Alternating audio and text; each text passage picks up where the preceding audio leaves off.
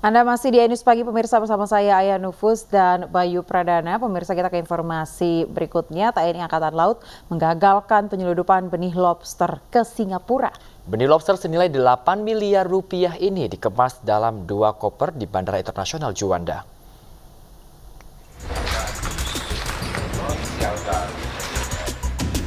Satuan Tugas Pengamanan Satgas PAM TNI Angkatan Laut kembali menggagalkan penyelundupan ribuan benih-benih lobster di Bandara Juanda, Surabaya. Penemuan benih-benih lobster di Bandara Juanda ini bermula saat Satgas PAM, TNI AL, dan AFSEK AP1 mencurigai 2 penumpang berinisial RL dan N yang hendak terbang ke Singapura. Dari 2 koper yang dibawa pelaku, petugas menemukan 73 bungkus plastik yang berisi 81.396 ekor benih-benih lobster. Yang mana kalau kita lihat plastiknya, ini sudah ada logonya ini, yang mana gunanya untuk menyedot CO2. Berarti ini pemain-pemain yang sudah direncanakan memang ini pemain besar, semakin meningkat. Rencananya benih-benih lobster ini akan dilepaskan ke Laut Bangkalan Madura.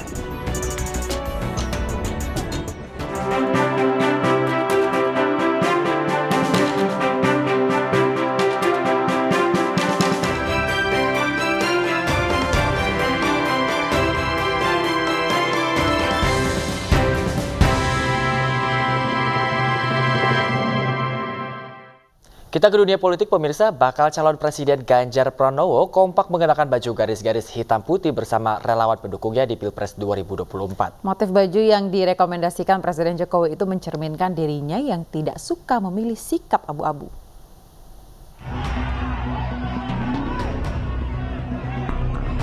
Bakal calon presiden dari PDI Perjuangan, Ganjar Pranowo, mengenalkan baju baru sebagai simbol relawan pendukungnya di Pilpres 2024. Kemeja putih dengan garis hitam ini dikenalkan Ganjar saat menghadiri acara Silaturahmi 1 Muharram 1445 Hijriah di hadapan relawan di Wisma Serbaguna Senayan, Jakarta, Rabu siang. Menurut Gubernur Jawa Tengah, desain kemeja putih bergaris hitam ini diberikan oleh Presiden Joko Widodo. Dalam sebuah obrolan makan siang saya dengan Pak Jokowi, kami bercerita banyak. Ya, termasuk ngomongin soal relawan juga. Sampai pada akhirnya beliau menyampaikan selembar kertas kepada saya. Pak Ganjar, mungkin ini bagus. Saya lihat, saya bolak, saya balik. Dan apa yang bagus itu adalah baju yang saya pakai ini.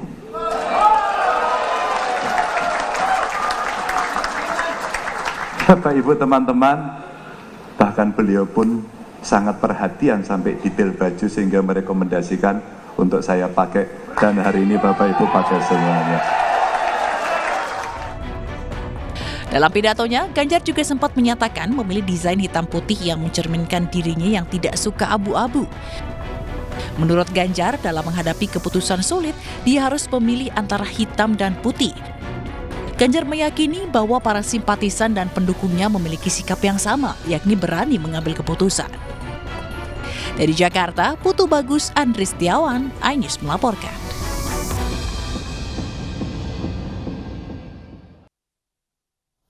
Pemirsa, Wali Kota Surakarta Gibran Rakabuming Raka siap berkeliling dan menjalani tugas pertamanya sebagai juru kampanye akhir pekan ini.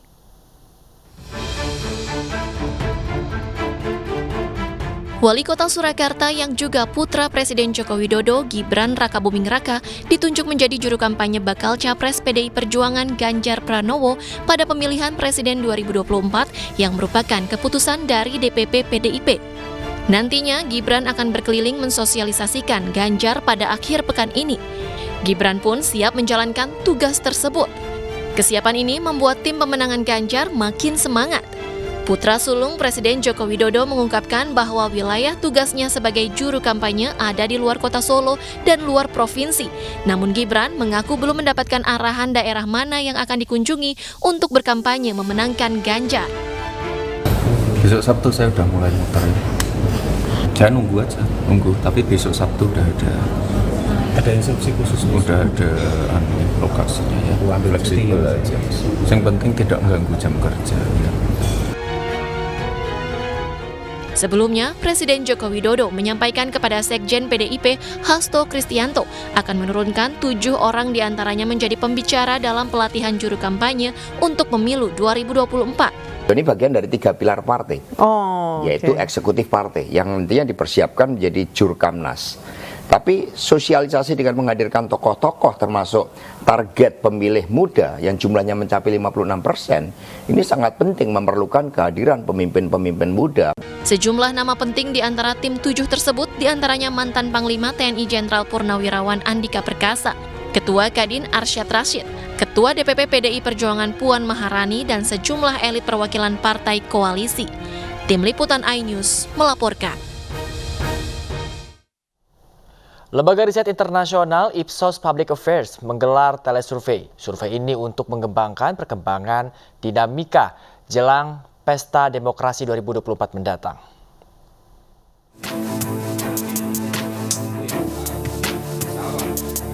Lembaga riset internasional Ipsos Public Affairs menggelar diskusi hasil survei elektabilitas bakal calon wakil presiden dari 3 kandidat calon presiden yang akan bertarung di Pesta Demokrasi 2024 mendatang. Telesurvei dilakukan untuk menggambarkan dinamika dan perkembangan para tokoh potensial yang akan maju dalam Pilpres 2024 mendatang.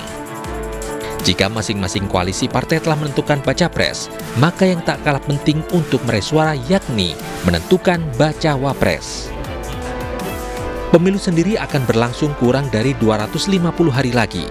Artinya penentuan calon wakil presiden jadi sangat penting dalam mempengaruhi elektabilitas kemenangan pada pemilu 2024 mendatang. Istilahnya, sementara kalau kita lihat pemilu ini akan diadakan kurang dari 250 hari. Ya. Ini mirip-mirip sih kalau saya amati banyak kejadiannya ini mirip-mirip pada sebenarnya pemilu di 2014 ketika Pak Jokowi naik pertama kali gitu ya, di mana itu terjadi deadlock, jadi penentuan cawapres itu jadi sangat penting gitu ya. Nah, telesurvei ini dilakukan kepada 2.191 responden yang tersebar di seluruh Indonesia dengan usia 17 tahun ke atas. Dari Jakarta, Rani Sanjaya, iNews melaporkan. Pemirsa, Ketua Umum DPP Partai Perindo Haritanu Sudibyo menggelar pertemuan terbatas dengan pengurus DPW, DPD, dan Bacalek Partai Perindo se-Jawa Timur di Surabaya. Dalam pertemuan ini, HT meminta seluruh jajaran pengurus dan Bacalek untuk dapat mengoptimalkan perolehan suara Partai Perindo di Jawa Timur.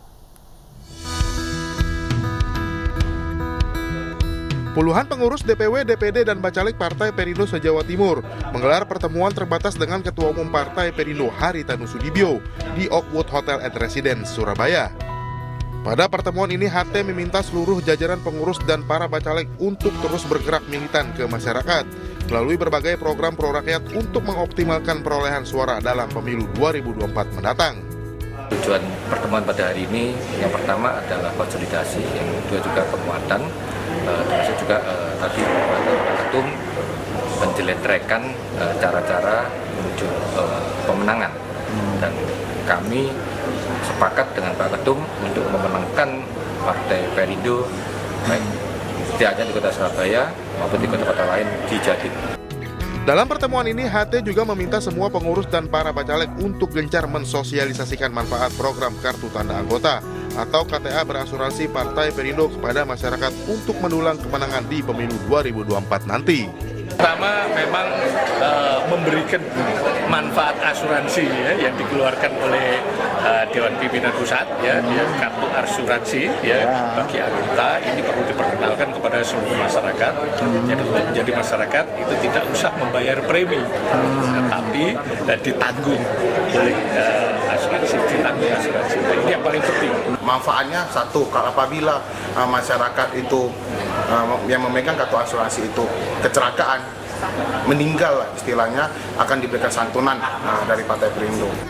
Melalui berbagai programnya, Partai Perindo yang mendukung baca pres PDI Perjuangan Ganjar Pranowo yakin mampu meraih simpati masyarakat di pemilu 2024 mendatang.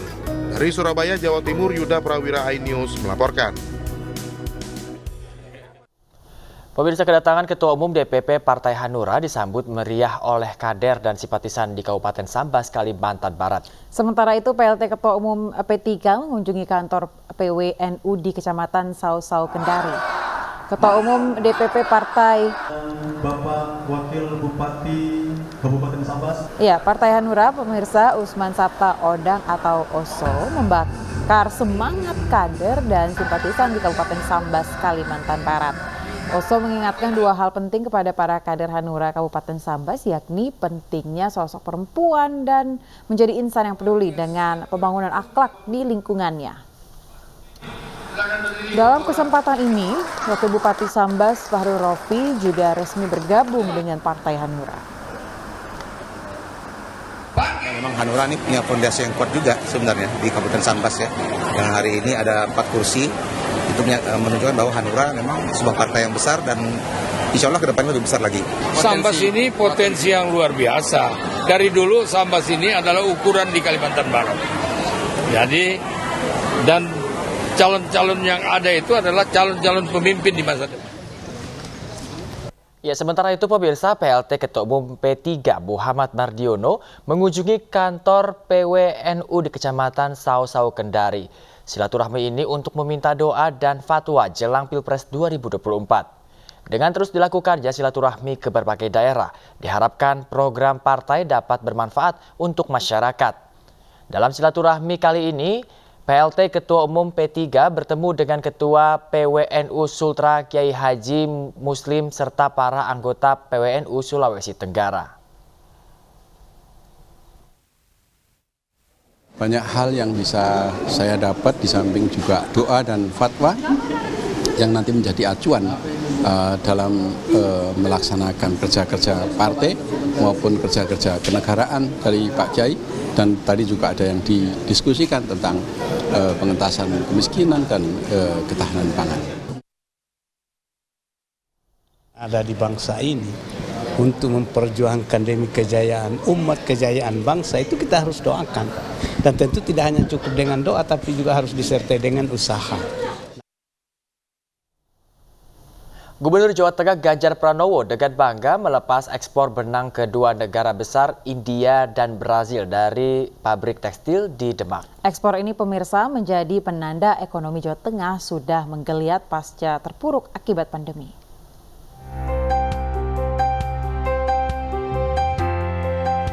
Pelepasan ekspor benang di PT Dunia Teks Group Demak sempat terhenti saat Gubernur Jawa Tengah Ganjar Pranowo menemukan 1 unit truk yang belum membayar pajak. Ganjar kemudian meminta untuk mengganti truk dan mengurus pembayaran pajak. Benang yang berjumlah 17 kontainer dengan nilai lebih dari $1 juta ini akan diekspor ke India dan Brazil. Untuk bisa bertahan dalam pasar perdagangan tekstil, Ganjar meminta perusahaan untuk melebarkan sayap dengan menambah hasil produk dari bahan dasar yang dibuat. Kita seneng ya, jadi artinya perdagangan mulai bagus, pabrik-pabrik mulai hidup kembali, dan sekarang ekspor sudah mulai berjalan, dan tentu banyak sektor lain yang seperti ini. Maka ini membanggakan buat kita, apalagi industri tekstil ini tidak gampang untuk bisa survive hari ini. Hingga April 2023, Provinsi Jawa Tengah telah mencatat nilai ekspor mencapai 905,51 juta $, atau setara dengan 13,58 triliun rupiah. Dari Demak, Jawa Tengah, Wisnu Wardana, Yuda Erianto, iNews melaporkan.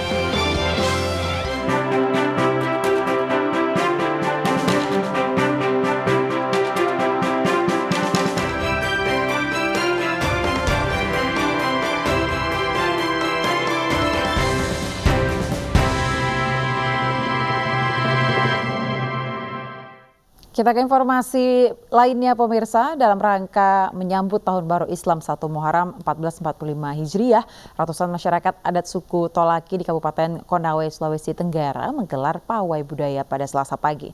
3 benda pusaka adat Tolaki berupa parang ta'awu ikut serta dalam pawai budaya yang dibawa menuju makam leluhur Raja Laki Dende.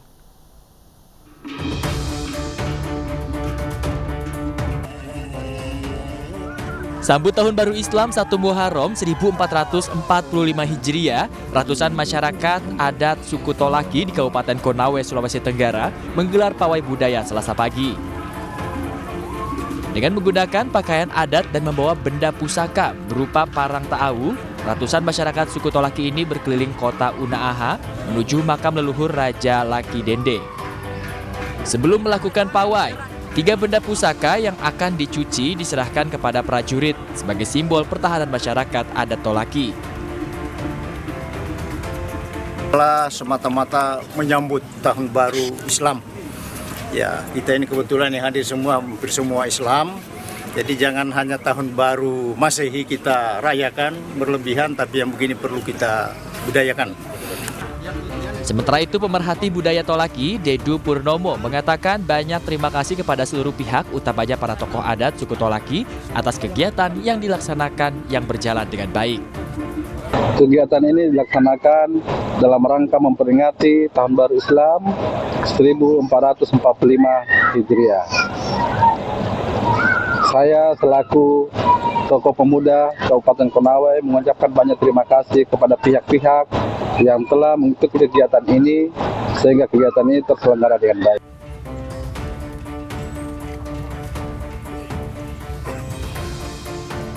Setelah ziarah ke makam Raja Laki Dende ke Pakandeate, gelaran pawai budaya akan dilanjutkan ke Kelurahan Maluhu, Kecamatan Maluhu, Konawe untuk melakukan diskusi adat dan pencucian benda-benda pusaka.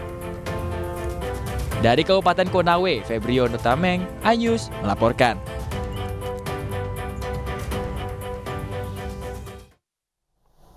Momentum Tahun Baru Islam 1 Muharram 1445 Hijriah dimanfaatkan untuk saling berbagi. Kali ini puluhan paket sembako disiapkan untuk dibagikan kepada warga sakit serta kaum difabel.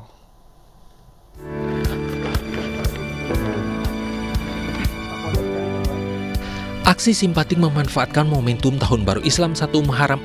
Kepolisian Sektor Pesanggerahan Jakarta Selatan menyalurkan puluhan paket sembako untuk warga yang membutuhkan. Berlokasi di Kelurahan Ulu Jami RT 7 RW 2, sejumlah anggota menghampiri warga berkebutuhan khusus dan warga yang sakit. Menurut Kapolsek Pesanggerahan Kompol Tejo Asmoro, dengan aksi berbagi pada momentum Tahun Baru Islam ini bisa meringankan beban warga. Memberikan sembako ya, juga santunan kepada anak yatim, ada sekitar 40-an juga kasih sembako dalam rangka hari besar ya kan, Islam 1 Muharram 1445 Hijriah.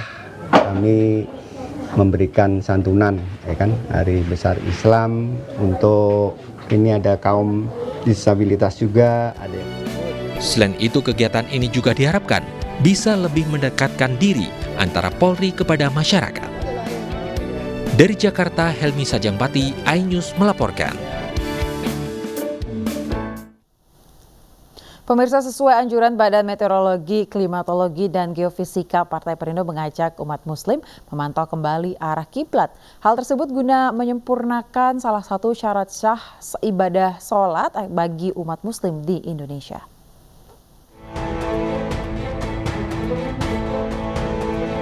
Badan Meteorologi, Klimatologi, dan Geofisika (BMKG) mengajak umat Muslim di Indonesia untuk mengecek ulang arah kiblat. Hal tersebut dikarenakan adanya fenomena matahari yang berada tepat di atas Ka'bah. Terdapat 2 kali fenomena matahari berada tepat di atas Ka'bah, yakni pada 26 hingga 30 Mei pukul 16:18 waktu Indonesia Barat, serta 14 hingga 18 Juli pukul 16:27 waktu Indonesia Barat. Dengan adanya fenomena tersebut, Ketua Bidang Keagamaan DPP Partai Perindo, Abdul Khalik Ahmad, mengajak umat Muslim di Indonesia untuk kembali memantau arah kiblat sesuai anjuran BMKG. Sejatinya bahwa arah kiblat itu tidak akan pernah berubah, tetapi untuk proses kehati-hatian maka apa yang disampaikan oleh BMKG itu merupakan satu upaya yang harus dilakukan untuk proses cek and recheck supaya arah kiblat kita benar, dan kemudian sholat sahnya kita atau syarat sahnya sholat itu menjadi terpenuhi. Saya kira demikian. Kendati demikian, fenomena matahari berada di atas Ka'bah ini hanya terjadi di wilayah Indonesia bagian barat serta tengah.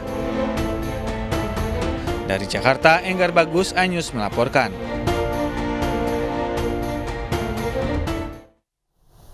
Pergantian Tahun Baru Islam di Arab Saudi ditandai dengan pergantian kain Ka'bah atau kiswah. Ya, prosesi pergantian kain penutup Ka'bah ini merupakan momentum yang langka pemirsa, pasalnya karena dilakukan hanya setahun sekali pada saat pergantian Tahun Baru Islam.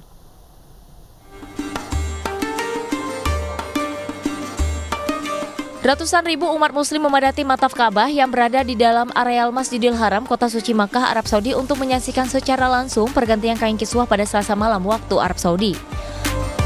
Dengan pengawalan yang sangat ketat, iring-iringan kendaraan pengangkut kain seberat 670 kg ini menerobos kumpulan para jamaah yang antusias menyaksikan prosesi pergantian kain kiswah. Momentum ini merupakan peristiwa yang banyak ditunggu oleh ratusan ribu umat muslim yang sedang beribadah di Tanah Suci.